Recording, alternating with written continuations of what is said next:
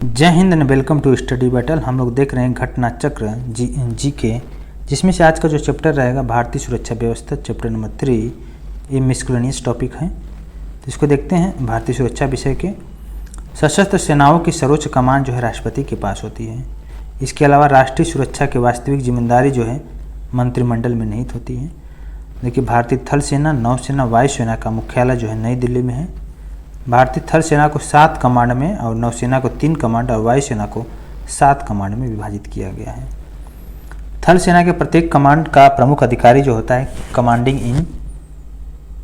In chief होता है, ठीक है। और इसके अलावा देखते हैं भारतीय थल सेना, नौसेना, वायुसेना के कमांड और मुख्यालय। उत्तरी कमांड जो है उधमपुर में है, दक्षिणी कमांड पुणे में, पश्चिमी कमांड चंडी मंदिर पंचकुला में है, पूर्वी कमांड कोलकाता में, दक्षिण पश्चिमी कमांड जयपुर में, मध्य कमांड लखनऊ में, ट्रेनिंग कमांड जो है शिमला में है, ठीक है। नौसेना का प्रधान अधिकारी जो होता है chief of the naval staff होता है, एडमिरल रैंक का अधिकारी होता है। नौसेना के प्रत्येक कमांड का प्रमुख अधिकारी जो होते हैं वाइस एडमिरल होते हैं।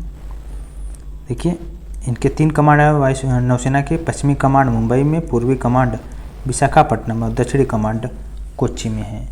वायुसेना का प्रधान जो अधिकारी होता है chief of the air staff होता है, जिसे एयर चीफ मार्शल रैंक का होता है। वायुसेना कमांड और मुख्यालय देखिए, पश्चिमी कमांड वायुसेना का देख रहे हैं नई दिल्ली में है, पूर्वी कमांड शिलांग में, दक्षिणी कमांड तिरुवनंतपुरम में और केंद्रीय कमांड है प्रयागराज में, और दक्षिण पश्चिमी command Gandhinagar, training command Bengaluru और मेंटेनेंस कमांड जो है नागपुर में है।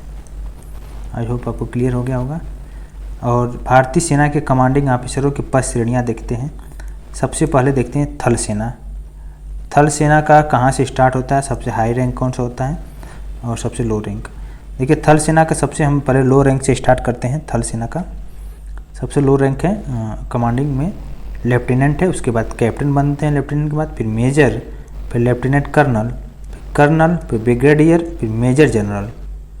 मेजर जनरल के बाद लेफ्टिनेंट जनरल होते हैं, ठीक है। लेफ्टिनेंट जनरल के बाद जनरल। ये रहा हमारा थल सेना का। वायुसेना का देखते हैं, सबसे लोएस्ट पोस्ट होता है कमांडिंग ऑफिसर में। कमांडिंग ऑफिसर के सबसे लोएस्ट पोस्ट होता है फ्लाइंग ऑफिसर, फिर flying lieutenant, squadron leader, wing commander, group captain, फिर air commodore, air vice marshal, फिर एयर मार्शल, उसके बाद होता है एयर चीफ मार्शल। सबसे हाईएस्ट पोस्ट होता है देखिए, थल सेना में जनरल, वायुसेना में एयर चीफ मार्शल और नौसेना में एडमिरल होता है। तो नौसेना के देखते हैं सबसे लोएस्ट कमांडिंग ऑफिसर होता है सब लेफ्टिनेंट, फिर लेफ्टिनेंट, उसके बाद लेफ्टिनेंट कमांडर, फिर कमांडर, फिर कैप्टन होता है, उसके बाद कोमोडोर, फिर उसके बाद होता है रियर एडमिरल, फिर वाइस एडमिरल, रियर एडमिरल के बाद वाइस एडमिरल और उसके बाद एडमिरल होते हैं नौसेना के highest commanding officer. I hope clear हो गया होगा। भारतीय नौसेना का प्रशिक्षण संस्थान देखते हैं। INS शिवाजी लोनावाला है, INS चिल्का जो है खुर्दा में है और इंडियन नेवल एकेडमी कुन्नूर में है।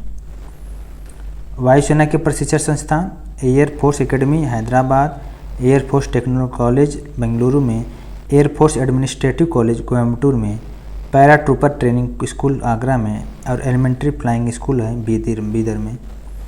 थल सेना के देखते हैं इंडियन मिलिट्री एकेडमी जो है देहरादून में, IMA, Indian national defence college जो है नई दिल्ली में, national defence academy Khadakwasla, defence service of college जो है विलिंगटन में है और आर्टिलरी स्कूल जो है देवलाली में और इन्फेंट्री स्कूल महू में और armed carp centre and school जो है अहमदनगर में है।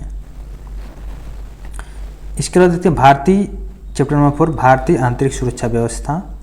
NCC के विषय में देखते हैं। NCC का फुल नेम है नेशनल कैडेट कॉर्प्स।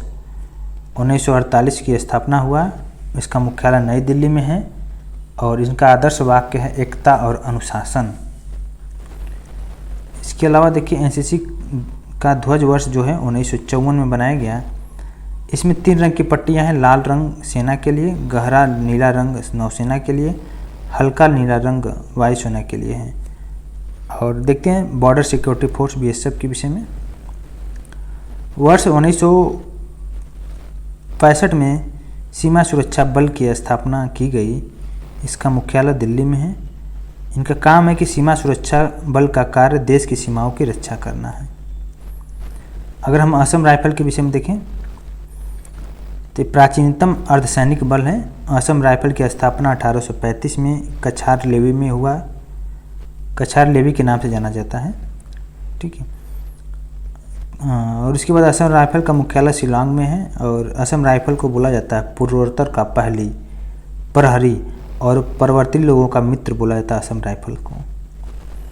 देखते हैं सीआरपीएफ के विषय में देखते हैं। CRPF central reserve police force इसका फुल नेम है। 27 जुलाई 1939 को केंद्रीय रिजर्व पुलिस बल की स्थापना हुई।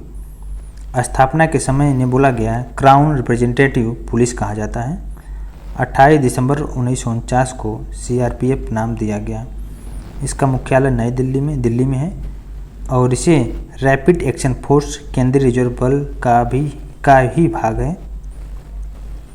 रैपिड एक्शन फोर्स जो है 11 दिसंबर 1991 के दंगों जैसी स्थिति में निपटने के लिए की गई।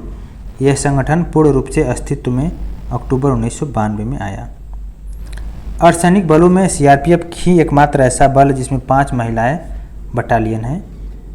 पहली महिला बटालियन के रूप में 88 महिला बटालियन की स्थापना 1986 में की गई थी। अब देखते हैं सशस्त्र सीमा बल के विषय में।